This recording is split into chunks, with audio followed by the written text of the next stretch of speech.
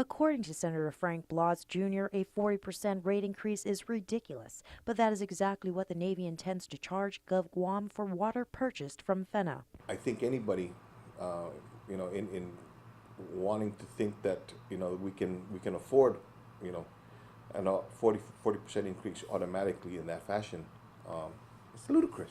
As we reported, GovGuam purchases water from FENA to service residents in Santa Rita and Agate. And since word was received by the Consolidated Commissions on Utilities that the Navy proposes to charge an additional 40% on top of the 260% increase which occurred over the last 7 years, they have been looking at their options. First of all, the Department of Defense is not in the business, should never be in the business of being able to create or to make water or power for that matter. The CCU, along with Blas, questioned why the increase is necessary and whether the Navy is having challenges controlling its costs of water since they are charging far more than what GWA charges. According to CCU Chairperson Joseph Duenas, his talks with the Navy have led him to believe that the Navy will not give waterworks a break.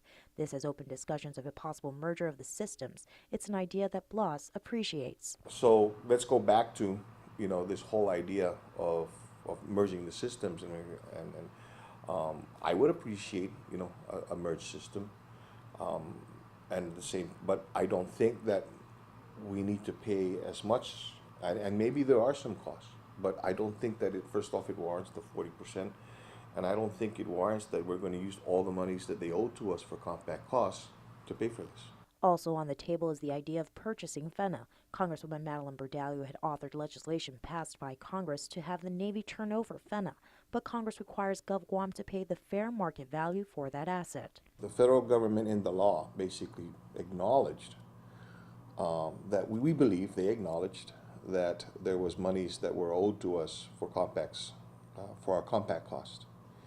And there was a suggestion that we were to use that money that was owed to us as a means for us to pay for the purchase of FENA. However, Duenas does not believe that compact impact funds should be used for the purchase of FENA.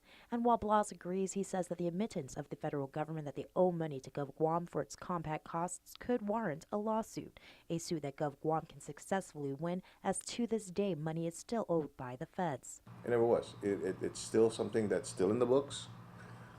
It's a discussion that I think that we need to continue to have with the Department of the Interior and with the Obama administration, based on this amendments, and so I'm still looking, at this, at being able to further this discussion.